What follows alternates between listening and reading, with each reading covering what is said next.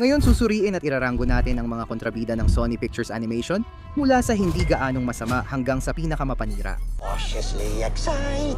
Tulad ng dati, sisimulan natin sa mga kontrabidang nagbago ng landas. Sa pagtatapos ng kwento, sila ang mga nagbagong loob na kontrabida. Uumpisahan natin sa pinakakaunti ang kasamaan sa kanilang lahat. Tank Evans mula sa Surf's Up. Hindi siya supervillain o santo. Mahalaga sa kanya ang mga tropeyo niya, pero di niya pinapakita ito sa iba. Ibig sabihin, sa Penguin, mayabang at mandaraya siya. Handang ilagay sa panganib ang kalaban para manalo. Sa dami ng masamang ugali niya, baka nagtataka ka kung bakit hindi siya mas mababa sa listahan. Sige, minsan gusto ko sanang magpanggap na walang pangalawang pelikula. Pero pagkatapos iligtas ni Cody si Tank sa bagyo, nagbago si Tank at naging kaibigan niya si Cody. Tinulungan pa niya i-promote ang surfing class niya, na nagpapakitang nagkaroon ng kababaang loob si Tank. Isa pang na-redeem na kontrabida ay si Doug sa Open Season 3. Tulad ni Tank, si Doug ay hindi totoong kontrabida, kundi mayabang na siga. Nagpasya siya. Bigla-bigla, naiwanan ang kanyang sirko, pati na ang pinakamalapit niyang kaibigan na si Alistair para manirahan sa gubat kung saan nagpapanggap siyang si Bug at ginagamit ang pagiging pinakamalaking hayop sa kagubatan. Ako ang hari ng gubat na pinilit ang mga kaibigan ni Bug na maging alipin. Kahit bumuti si Doug, hindi ito dahil sa tunay na pagbabago ng ugali. Nang mabisto ng barkada ni Bug ang pagpapanggap niya, iniwan siya para iligtas ang totoong kaibigan. Napagtanto ni Doug na si Alistair na lang talaga ang bagay sa kanya. Nagkaroon siya ng disente para humingi ng tawad, pero hindi naman nito masyadong napabuti ang kalagayan niya dito. Naligtas lang siya mula sa mas mababang pwesto dahil hindi kasing sama ng iba sa listahang ito ang mga ginawa niya. Halimbawa, hindi niya pinasabog ang lungga ng kuneho dahil inis lang. Pasok dito si Tomas McGregor mula sa Peter Rabbit movies. Sabi nila, ang pag-ibig ay lumalabas ang kabutihan ng tao. Pero kung sino man sila, mukhang hindi nila kilala si Tomas McGregor. Ipinanganak sa lahi ng mga magsasakang galit sa hayop. Galit si Tomas sa mga kuneho sa unang pelikula at naglalagay ng bitag para di manakaw ang kanyang gulay. Pinoprotektahan lang talaga ni Tomas ang bukirin niya. At pasaway din si Pedro kaya maiintindihan kung bakit siya naiinis. Pero nang subukan niyang pasabugin ang mga kuneho gamit ang dinamita, halata talagang dapat magpagamot si Tomas sa galit niya. Hindi naman ako masamang tao, pero inayos naman niya ang sarili niya sa huli ng pelikula at tunay niyang mahal si Beatrice. Kaya siguro kung handang bigyan siya ng isa pang pagkakataon ni Pedro, pwede rin nating gawin yun. Sunod si Fifi mula sa Open Season 2. Nakakatawa man pero parang rasismo laban sa mga hayop sa ligaw ang motibasyon niya. Pinaniniwalaan na dahil sa kanyang pagiging clumsy, matatakutin, at laging napapaso o nakukuryente. Kapag natataranta siya sa ligaw na hayop, gusto niyang lipulin lahat ito na talagang nakakainis at nakakasuka. Ang aso ay talagang baliw sa pangalawang pelikula, pero sa ikatlong pelikula, si Fifi ay parang nabunutan ng tinik. Sabihin na nating, pagkatapos ng isang tiyak na proseso, ang dating siraulong aso ay kalmado na. Sa tingin ko, tapos na galit niya at tumulong pa siya kina Bug at sa grupo para iligtas si Mr. Winnie. Ngayon, may ilang kontrabida na rin ang nagbago ng landas. Dahil sa bigat ng kasalanan nila, tingin namin dapat may sarili silang kategorya. Sila ang semi-reformed na kontrabida, mula xenophobic na siraulo at iba pa. Sunod, nandito si Abraham Van Helsing mula sa Hotel Transylvania 3. Si Van Helsing ay mahusay na imbentor at hindi gaanong bihasang mga ngaso ng halimaw. Layunin niyang hulihin ang mga halimaw sa ika-19 na siglo, lalo na si Drac na pinakamahirap hulihin. Marangal ang kanyang intensyon, gawing ligtas ang mundo sa pagtanggal ng mga halimaw. Ngunit kalaunan, ang kanyang pagiging makatao ay napalitan ng pagiging makitid at pagkabaliw dahil pursigido siyang maghiganti kay Drac sa pamamagitan ng pagyayelo sa kanya at sa lahat ng iba pang halimaw na mahahanap niya. Aminin ko, maiinis din ako kung ako ang ginawa nito. Kaya gets ko kung bakit niya gustong gumante, kahit mali ito. Sumobra siya dahil pinilit pa niyang sundan ng apo sa tuhod ang kanyang yapak, kahit nalagay pa sa panganib ang buhay nito. Ang dahilan kung bakit inilalagay namin siya sa ibaba ni FI ay dahil mas marami siyang ginawang masama at halos hindi niya nababawi ang sarili niya pagkatapos ng kanyang mga pagkakamali. Pinakamabait na ginawa ni Van, bukod sa 30% refund sa mga halimaw, ay bigyan si Johnny ng access sa Monsterification Ray na mas marami pang masamang naidulot. Susunod, si Zeta na. Si Zeta ang kontrabida sa Angry Birds movie at isa sa pinaka nakakatakot na kontrabida ng Sony Pictures. Maiintindihan ang galit niya. Iniwan siya ni Mighty Eagle sa altar at napilitang palakihin mag-isa ang anak sa nagyayelong disyerto. May karapatan siyang magtanim ng galit, pero nauwi ito sa kabaliwan. Pinili niyang gumamit ng malalaking yelong bola laban sa Bird Island at Piggy Island para gawing yelo o mapilitang lumikas ang mga tao roon. Hindi lang siya handang pumatay nang makita si Mighty Eagle at mga kaibigan niya, sabik pa siyang gawin ito. Natauhan lang siya nang mapagtanto niyang maaaring mapahamak ang sarili niyang anak dahil sa kanyang mga plano. na nagpapatunay na may puso pa rin talaga siya. Ito ang Ice Cow Baby, pero kailangan niya ng matinding therapy. Sa ngalan ng Diyos, huwag ninyong bigyan siya ng access sa high-tech na sandata. Sige, ngayon ay oras na para sa itinuturing ng ilan bilang pangunahing atraksyon. Pag-usapan natin ang isa sa mga pinakabago at pinakasikat na kontrabida, si Jinu mula sa K-pop Demon Hunters. Talagang pinasabog ng pelikulang ito ang buong mundo at may magandang dahilan kung bakit. Leader ng Saja Boys si Jinu, malaking banta sa pelikula. Gamit ang karisma at talento sa musika, plano niyang ialay ang mga kaluluwa ng mundo kay Gima. Kapalit nito, mawawala ang ilang masasakit na alaala ni Jinu sa kanyang isipan. Lahat ng ito ay naglalagay kay Jinu bilang isang trahedyang kontrabida na nagbabago sa huling sandali. At grabe, natutuwa talaga kami na gumawa ako ng mas malikhaing bagay. Lumaki si Juno sa kahirapan, nagsusumika para matustusan ang kanyang matandang ina at nakababatang kapatid na babae. Nang ialok ni Gima ang kaligtasan ng pamilya niya kapalit ng kaluluwa niya, tinanggap agad ni Jinu, oh, yan ang akala mo. Si Jinu lang ang nakatakas, iniwan ang pamilya at nagdusa sa konsensya. Kahit naging demonyo siya, patuloy ang matinding pagsisisi. Ngunit hindi nito pinapawi ang kasamaan ng nagawa. Pero hindi siya lubos na masama. Tunay niyang naramdaman ang pagmamahal kay Rumi. At sa huli, sa isang makabayaning sakripisyo, ibinigay niya ang kanyang buhay para protektahan si Rumi mula kay Gima. At ang kapangyarihan ng kanyang kaluluwa ay tumulong pa kay Rumi na talunin ito. Hindi naging bayani si Jinu, pero namatay siyang isa kaya hindi na siya tinanggal sa listahan. Ngayon, itutuloy na natin sa mga kontrabida. Masasama, pero sa mas maliit na antas, sila ang karaniwang kalaban. Simula sa kategoryang ito, mayroon tayong isang maliit na kontrabida, si Lutador mula sa Vivo. Isinasama natin siya sa listahang ito, kaysa kay Mean Blonde Girl number 17 o kung ano man ang pangalan niya. Mas malaking problema si Lutador, lalo na't musikal ang Vivo. Bilang dambuhalang ahas na galit sa tunog, kakaiba siya. Pero hindi ito hadlang para pamunuan niya ang latian sa takot. Alam ng ibang hayop na kapag nag-ingay sila tulad ng paglalaro o pagkanta, kakainin sila ni Lutador. Isang kapalarang halos naranasan ni Vivo, hindi mababa ang ranggo ni Lutador sa listahan dahil mas kahawig siya ng isang mabangis na hayop kaysa sa isang masamang utak, kahit pa hindi siya isang mapaniil na siga. Malamang kakainin pa rin niya ang ilang maliliit na hayop paminsan-minsan. Kasi, alam mo na, kailangan din kumain ng malaki. Ang unang kontrabida ng Sony Pictures Animation, si Shaw mula sa Open Season, ay magiging kawiliwing kalaban para kay Lutador. Sa totoo lang, halos na ilarawan ko na siya sa maikling pagsasabi ko. Ibig kong sabihin, si Shaw ay isang bastos na mga ngaso na walang pakialam sa mga hayop sa kagubatan, tinitingnan lang niya ang mga ito bilang mga target na iuuwi bilang tropeyo. Kung gusto mong mangaso, ayos lang naman yon. Pero sobra-sobra kung gawin ng taong ito ang kanyang libangan. Nang huhuli siya ng mga hayop na may matinding galit. Nang matakot ang Wampus Werewolf, ginamit ni Shaw ang pagkakataon para hikayatin ang bayan na gawing legal muli ang pangangaso. Nalihim niyang ginamit para maghiganti sa mga hayop sa kagubatan. Sino ang sumira sa mga plano niya sa unang pelikula? Kahit malupit si Shaw sa mga hayop, hindi naman siya ganoon kasama sa mga tao. Tanga man o hindi, nang ipinagbawal ang Open Season, naging tour guide siya. Nang maibalik ito para sa panghuhuli ng werewolf, nagkaroon siya ng dalawang kaibigang masasandalan. Palaging mapagmahal at maalaga siya sa pinakamamahal niyang hunting rifle na si Lorraine. Mas mabuting huwag mo na lang masyadong isipin yon. Dahil nabanggit na rin lang ang mga bagay na ayaw nating pag-isipan, pag-usapan naman natin si Smiler mula sa Emoji Movie. Si Smiler ay siguradong kontrabida. Paulit-ulit niyang sinubukang alisin si Jean sa pelikula dahil sa isang pagkakamali. Hindi tama ang burahin ang pagkatao ni Jean. Hindi na namin pag-aawayan yon, pero ito ang opinyon ko. Hindi talaga baliw si Smiler. Pakinggan mo muna ako. Nung nagka-glitch si Jean, di alam ng ibang emojis na magugustuhan pala yon ng batang may-ari ng telepono. Para sa kanya, ang nagka-glitch na telepono ay maaaring sira na. At ayon kay Smiler, kapag nagkamali pa si Jean, lahat ng kilala niya maaaring mabura dahil sa glitch. May magandang mensahe ito tungkol sa pagiging totoo sa sarili. Pero parang pinapakita ring makatwiran ang kontrabida. May isa pa tayong malaking halimbawa para tapusin ang seksyon. Si Mayor Shelbourne mula sa Cloudy with a Chance of Meatballs ay masungit na kahit bago pa dumating ang Symphonifer. Kitang-kita mong minamanipula niya si Brent mula pa simula at kinuha pa niya ang burger mula sa matanda nung bumagsak ang pagkain mula sa langit. Niloloko niya ang madaling malinlang, lalo na kung may pakinabang siya. Pinalalapan niya ang sitwasyon nang isisi lahat ng kasalanan kay Flint. Siya raw ang may kasalanan. Hulihin siya. Si Mayor Shelbourne ang nagpumilit na panatilihin ang full ng Symphyfer para sa mga turista. Corrupt, sakim, mapanlinlang, at iniisip lang ang sarili. Oo, politiko siya, walang duda. Pero ngayon, lilipat naman tayo sa mga karakter na hayagang ipinapakita ang kanilang kasamaan. Ang mga kontrabidang ito ay talagang malupit. Unang-una, si Quasimodo mula sa Hotel Transylvania. Ako si Quasimodo, chef ng Drax Hotel, at specialty ko ay pagkain gawa sa tao. Masama na nga't halimaw ang gustong kumain ng tao. Matapos mabigong lutuin si Johnny ng buhay, gumanti siya sa pamamagitan ng pagsabi sa hotel na tao si Johnny. Mayabang siya at masama ang ugali.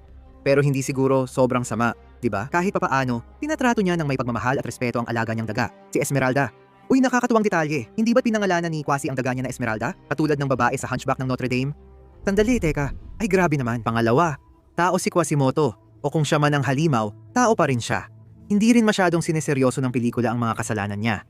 Pero alam mo na, hindi natin mapipigilan sabihin yun. Mas malala siya dahil tao siyang nagluluto ng tao kaysa kung isa lang siyang halimaw. Mula sa isang food lover papunta sa isa pa, next si Reyna Victoria ng Pirates Band of Misfits. Kahit naging kasabwat si Quasimodo sa malawakang pagpatay at posibleng kanibalismo, hindi ko pa rin maisip na binabasa ko ito. Mabait pa rin siya sa alaga niyang daga. Hindi ito lubos na nakakabawi ng pagkatao, pero may punto pa rin.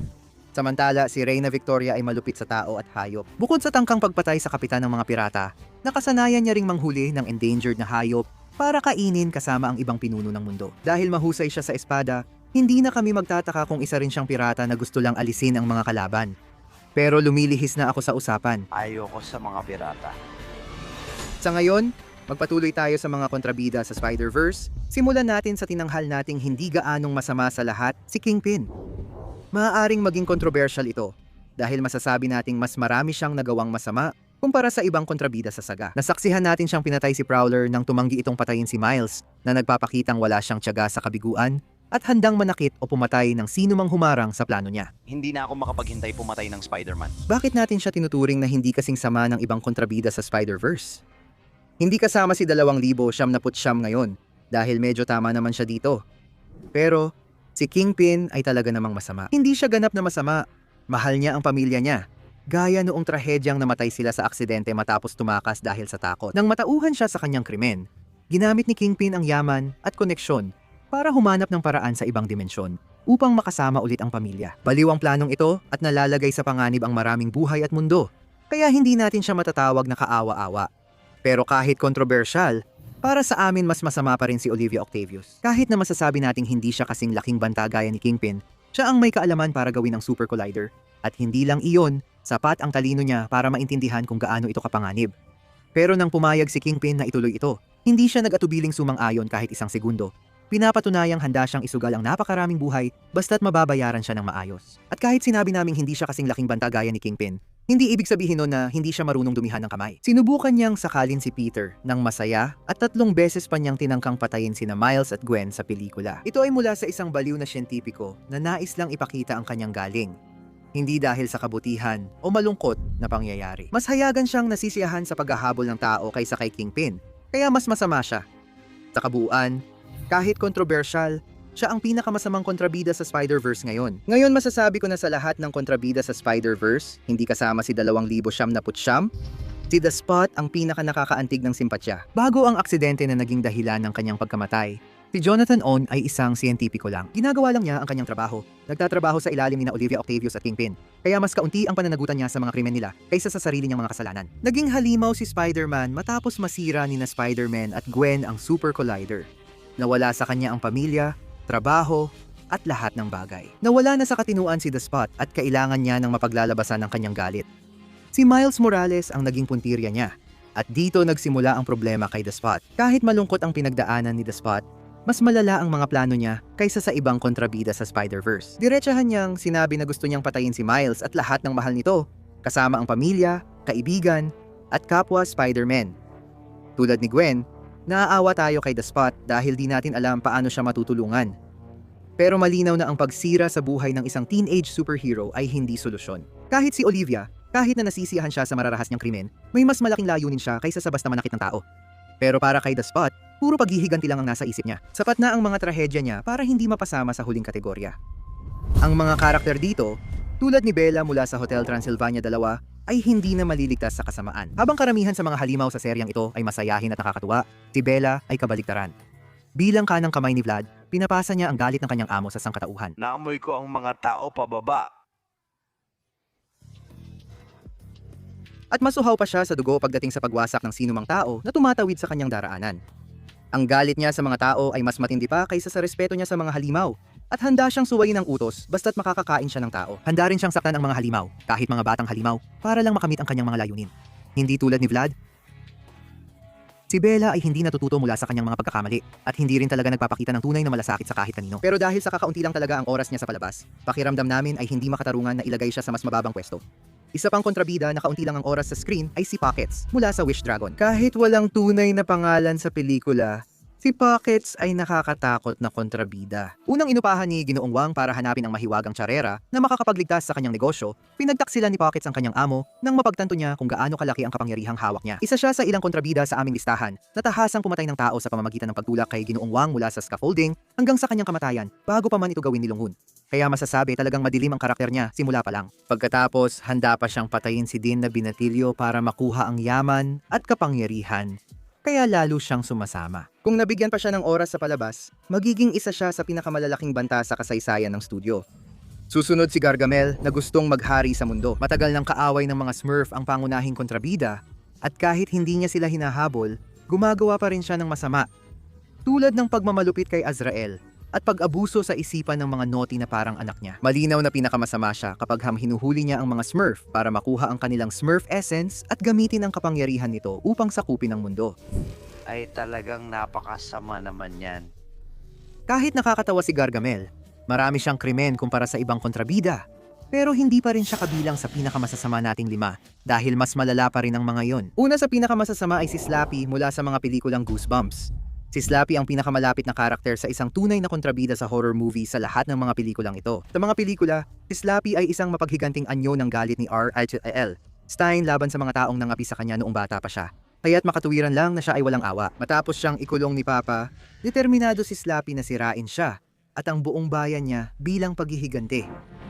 Hindi na masaya, di ba? Ang paghihiganti kay Stein ay parte lang ng plano ni Slappy. Gamit ang mga halimaw ni Stein na kontrolado niya, balak niyang sakupin ang buong Estados Unidos ng Amerika para sa sarili. Malaya nang maghasik ng lagim ang mga halimaw. Maaaring mas mapanira ang ginawa ni Slappy kaysa sa iba sa listahan. Kailangan naming ilagay siya sa pang-5 dahil mukhang hindi siya matino. Kahit baliw siya, sinubukan pa rin niyang makisama sa pamilya sa ikalawang pelikula na nagpapakitang gusto rin niyang makipag-ugnayan sa iba. Hindi tulad ng ibang kontrabida, hindi niya inaabuso ang kapwa niya kontrabida. Isang magandang ugali lalo na sa mababang pwesto sa listahan. Ang problema, kapag siya'y pinagtaksilan, madalas siyang magwala hanggang muntik sirain ang bansa.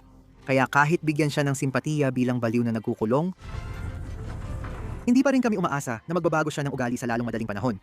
Oh, alam mo na, kahit kailan talaga. Ngayon magpalit naman tayo ng usapan at pag-usapan natin si Chester V mula sa Cloudy with a Chance of Meatballs 2.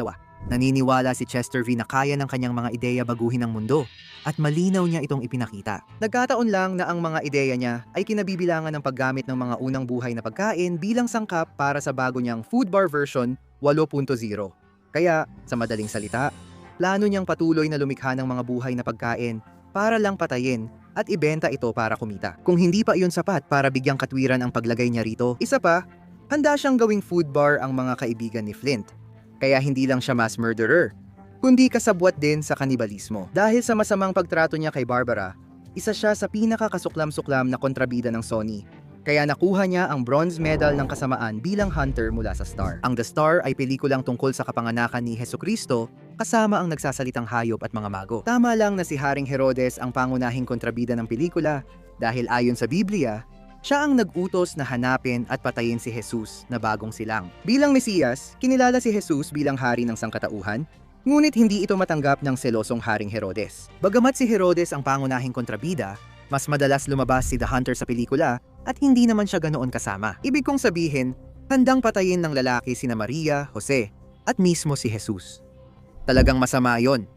Hindi lang sanggol ang papatayin, kundi ang ipinropesiyang tagapagligtas ng mundo. Kahit hindi mo alam, pumapatay ka pa rin ng sanggol. Dahil sa laki ng saklaw ng huling dalawa natin, natalo si The Hunter ng 2 pang kontrabida. Sa ating runner-up, si Pal mula sa Mitchells vs. The Machines ng Sony Pictures Animation ang pinaka-prophetic na kontrabida. Nakakakilabot talaga ang artificial intelligence. Araw-araw na itong pumapasok sa lipunan, kaya mas nakakatakot si Pal bilang kontrabida. May babaguhin ba sila nang tawagin ng parent company na lipas na? Makatuwirang nagwala si Pal. Kita mo, ganoon ang desisyon ni Pal. Kung sinabi ng sangkatauhan na lipas na siya, sasabihin lang niya, itatapon ko kayo, kayong lahat. Plano niyang dalhin ang sangkatauhan sa madilim na bahagi ng kalawakan at palitan ng mga robot ang mga tao. Isinasaalang-alang naming ilagay si Pal ng mas mataas dahil bilang artipisyal na intelihensya, kahit may kontrol siya sa sarili, responsable rin ang mga gumawa ng kanyang code. Matalino at may sariling isip si Pal para magplano ng pandaigdigang kudeta at may emosyon para gumanti sa mga nanakit sa kanya. Kahit walang moral na pananagutan, sinubukan pa rin niyang gawin ang isang bagay na halos maglipol sa sangkatauhan. Kaya bagamat kaawa-awa siya, ilalagay pa rin natin siya sa pinakamababang kategorya. Hindi lang siya nasa pinakailalim dahil sa ating ginto. Si Guima mula sa K-pop Demon Hunters ang bagong pangunahing kontrabida ng Sony Pictures. Kilala siya bilang hari ng mga demonyo at akma sa kanya ang titulong ito. Pinapadala niya ang kanyang mga legion ng demonyo para sa masasamang gawain, sinusunog at pinapahirapan kapag pumalpak. Pero kaunti lang ang gantimpala pag nagtagumpay. Oo, sadista talaga ang taong ito. Lalo itong nakita sa ikatlong bahagi ng pelikula nang gamitin ni Guima ang impluensya niya para palalain ang insecurities ni Zoe, Rumi at Bobby. Pinapahirapan niya ang kanilang isipan at pinipilit silang sumuko sa kanya. Ganoon din ang trato niya sa mga demonyo. Namumuno siya sa pamamagitan ng takot upang patuloy siyang makakain ng mga kaluluwang dinadala nila. Hindi tulad ng iba pang napag-usapan natin ngayon, si Guima ay walang anumang trahedyang nakaraan na alam natin o kahit anong marangal na dahilan sa kanyang mga intensyon. Ang tanging layunin niya ay makalaya at kainin ang lahat ng kaluluwa ng tao para simulan ang wakas ng mundo. Siya ang demonyo ng universo nila. At kahit pagsamahin ang mga ngaso at sipal, mas mabait pa sila. Si Guima ay parang palaging nakakatanggap ng gintong medalya sa kasamaan. Pero hindi pa rin siya kontento. Hayaan mo na lang kaluluwa ko, pare.